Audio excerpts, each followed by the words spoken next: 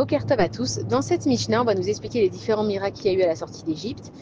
Et en fait, je vous ai envoyé une image pour comprendre vraiment c'était quoi cette traversée du Yam Souf. Ça veut dire que si on voit, il y a un point A et un point B. Donc nous, en fait, quand on est sorti d'Égypte, on s'est retrouvé devant le point A et on aurait très bien pu aller dans le point B sans être obligé de passer à travers le Yam Souf. Comment ça se fait que Akadosh Baruch Hu, il a tenu à ce que absolument on traverse la mer? Quel était en fait le message à travers ce Yam Souf? Et comment ça se fait aussi que tout simplement, on avait les Égyptiens derrière nous, les bêtes sauvages sur le côté, la mer devant nous. Mais bon, Akadosh Baruch Hu, tu nous as fait tellement des grands miracles.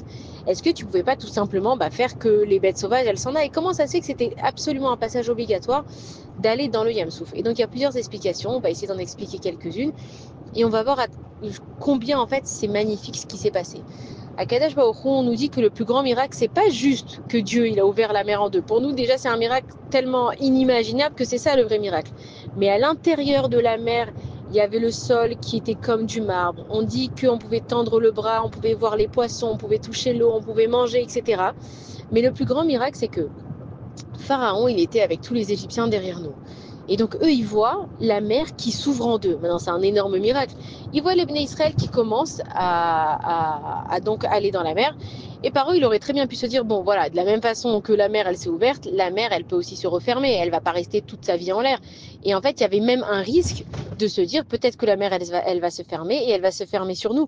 Comment ça se fait que Pharaon, il n'a pas envoyé qu'une partie des Égyptiens en se disant, bon, si jamais ça se ferme, au moins, on peut les poursuivre? Comment ça se fait qu'ils ont plongé avec nous dans la mer en sachant que Dieu, attends, il nous a fait des miracles, il ouvre la mer pour nous, il fait des miracles surnaturels. Comment toi, Paro, maintenant, Pharaon, avec toute l'intelligence quand même que tu as, tu te dis pas à un moment donné, c'est sûr que Dieu, il va refermer la mer sur nous?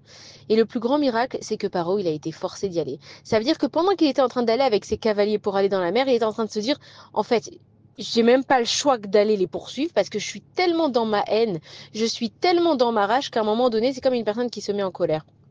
Une personne qui se met en colère, elle n'a pas vraiment envie de dire tout ce qu'elle va dire, elle n'a même pas envie de faire tout ce qu'elle va faire.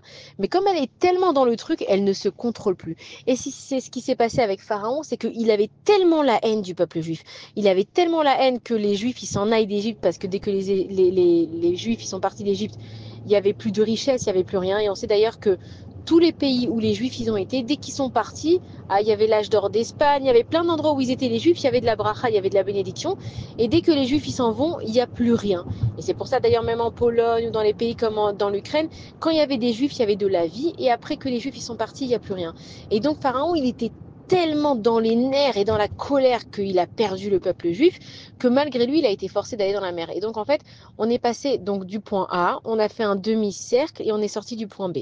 Maintenant, on comprend au niveau mathématique que on était 12 tribus, et donc chacune des 12 tribus, elle est passée, je vais essayer de vous faire le dessin au maximum le plus clair pour qu'on comprenne, et donc les 12 tribus, comme elles ont traversé en demi-cercle, la première tribu, elle avait un chemin plus court que la dernière tribu. Pourquoi? Parce que mathématiquement parlant, le chemin, il est plus court. Ça veut dire quoi? Ça veut dire que dans notre vie, on a tous la traversée du Yam Souf à faire. Plus je décide de faire attention à Akadosh Baruch Hu et de faire confiance à Akadosh Baruch Hu, plus le chemin de ma vie, il va être court et il va être facile. Alors que plus j'essaye de dire que Dieu, il n'existe pas et de ne pas vouloir voir la vérité et de m'énerver quand il ne faut pas et de ne pas faire les bons choix, je ne vais pas avoir le choix que de traverser la mer, mais mon chemin à moi, il va être plus long. Et donc le miracle que Akadosh Baruch Hu, il a voulu nous montrer quand on a traversé le Yam Souf, c'est que tout le monde va passer par le Yam Souf et que nos ennemis, alors nos ennemis, ça peut être nos ennemis en tant que personnes physiques, mais ça peut être nos ennemis en tant que nos peurs, en tant que nos problèmes. Akadosh Baruch Hu, si on lui fait confiance et qu'on est capable de traverser donc ce Yam Souf, nos soucis, nos ennemis, tout ce qu'on a qui ne va pas dans nos vies va nous suivre derrière. Et Akadosh Baruch Hu, il va les noyer derrière nous. Et c'est comme ça que le peuple juif, il est sorti. Et que toutes les richesses, ensuite, elles sont remontées à la surface pour que les juifs ils puissent le prendre. Ça veut dire que Akadosh Baruch Hu, à travers la sortie d'Égypte, et on sait que dans notre religion. On se rappelle le vendredi la sortie d'Égypte. Dans plein d'endroits, on se rappelle la sortie d'Égypte. On en fait une grande fête qui s'appelle d'ailleurs Pessah. C'est que Hachem, il est en train de nous dire, c'est pas seulement le miracle qui a eu lieu, mais c'est le miracle qui a lieu tout le temps. On est tous les jours en train de faire la traversée du Yam Souf. C'est que tous les jours, on arrive et on a des problèmes et on sait pas comment faire et on se retrouve sur la droite, il y a ce problème, sur la gauche, il y a ce problème, devant moi, il y a ce problème et derrière moi, il y a ce problème. Et Akadosh Baruch Hu, il te dit, mais traverse la mer, ma fille. Fais-moi confiance. Fais comme Narshon Ben Aminadav, on en a parlé plusieurs fois.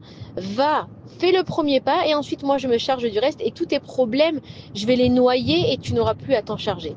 Donc avant de décrire cette Mishnah, on va bien comprendre ce qui s'est passé à la traversée donc, du Yam Souf.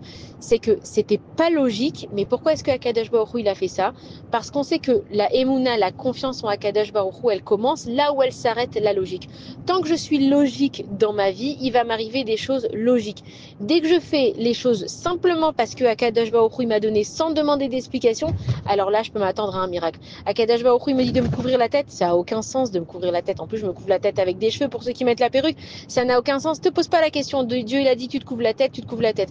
Le mot de c'est Shabbat, pour sortir de Shabbat, je dois faire la Havdalah, je dois bénir le jus de raisin, allumer une bougie, sentir des bessamim, ça n'a pas de logique. Akadosh Baruch Hu, il te dit ma fille, mon fils, fais ce que tu as à faire.